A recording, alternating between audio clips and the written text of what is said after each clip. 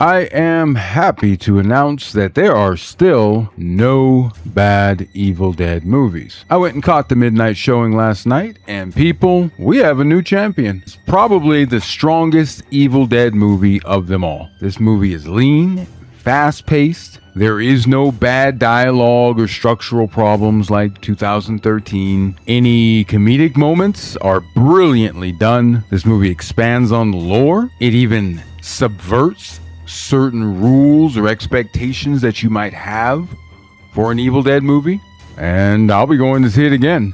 I can't wait for a Blu-ray release where I can do a reverse marathon, and I'll probably do an in-depth review for you guys. So I'm going to keep this video nice and short. It's not going to be like my usual videos.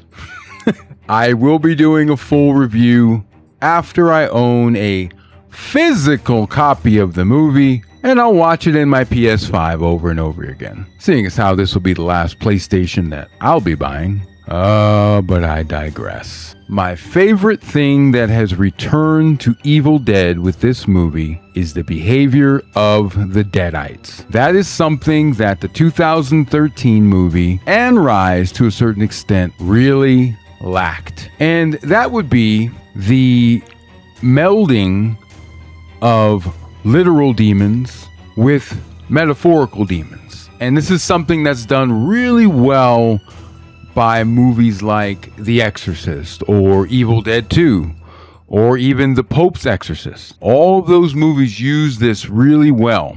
And this is basically just the concept of an actual demon knowing about your personal issues, knowing about things that you might be guilty about. And then they just use it to, to rage bait the hell out of you.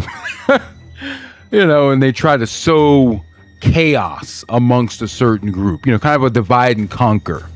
And this movie makes full use of it, because that is something about the early Deadites, say from, the original Evil Dead and Evil Dead 2. They enjoy the torment. They enjoy the games. They enjoy just inflicting small injuries on you, little bit at a time. And that is something that has really returned with the release of Evil Dead Burn. And I'm thrilled about it. And it ties in perfectly because the Deadites have found the perfect family.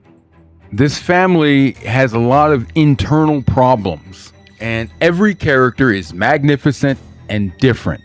Every actor crushed their role. There are no throwaway characters, and you can sympathize with every character in here to, one extent or another. They gave us genuine, believable people all carrying something around, right? So like, say if we just look at the father, Edgar, kind of a silent, strong type.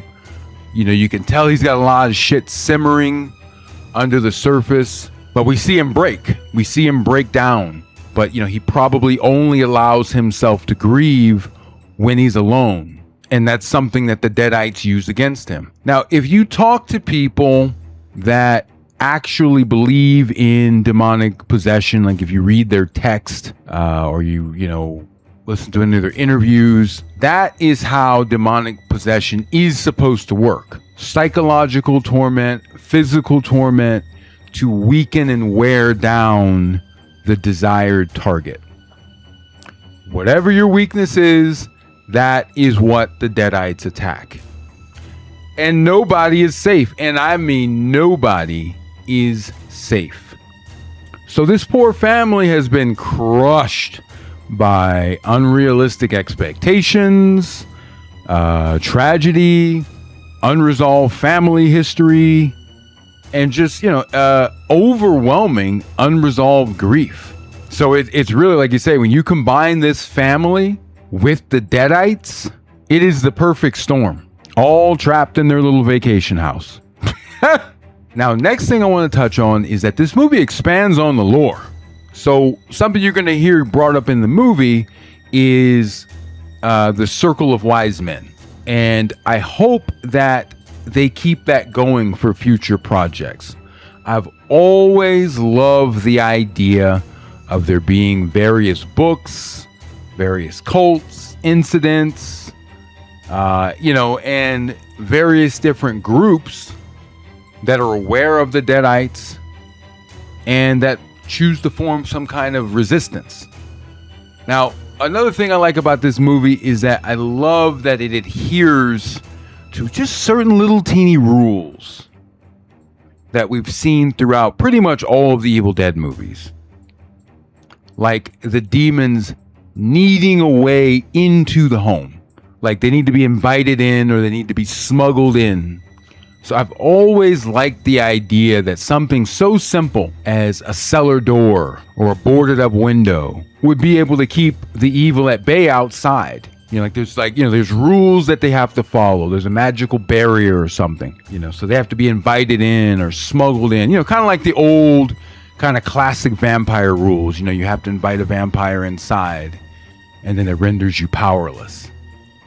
And it kind of made me think about, for those of you that like the Amazon show From, you kind of get a better idea of what I'm talking about. And this movie follows those little rules, and that just makes it so much more interesting. And I love that they've kept that going for the majority of the movies.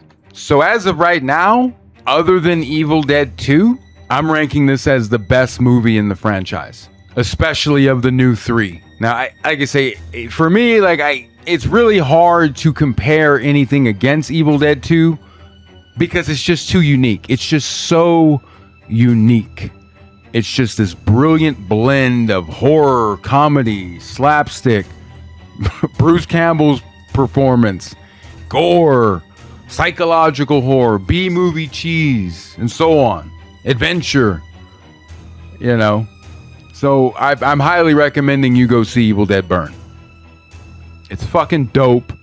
If you like 2013, if you like Rise, I see no reason why you will not love Evil Dead Burn. I may go see this motherfucker again tonight. I'm kind of jonesing. I got plenty of edibles and plenty of time on my hands. Anyway, delivered as promised. My initial thoughts on Evil Dead Burn after one viewing. Feel free to leave your comments below. This is Frank Midnight, signing off.